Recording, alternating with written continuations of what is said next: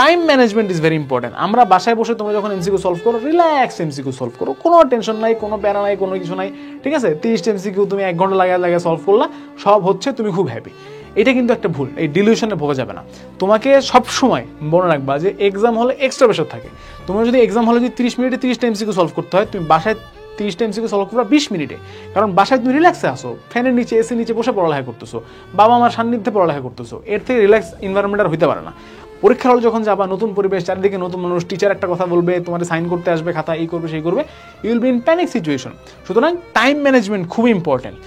Overall তোমাকে subject wise strategy গ্রহণ করতে হবে ভাইয়া। ওভারঅল কিছু কথা তো বললাম, বাট তোমার বায়োলজি এমসিকিউর জন্য তোমাকে বই দাগায় পড়তে হবে, কেমিস্ট্রি কিছু কিছু এমসিকিউর জন্য বই দাগায় পড়তে হবে, কিছু কিছু এমসিকিউর জন্য ফর্মুলা পড়তে হবে, ফিজিক্সে তোমাকে বেসিকটা ক্লিয়ার থাকতে হবে, ফর্মুলাগুলো ভালো করে পড়তে হবে, ম্যাথে তোমাকে ম্যাথের ম্যাথমেটিক্যাল স্পিড বা ক্যালকুলেশন স্পিড তোমাকে বাড়াইতে হবে।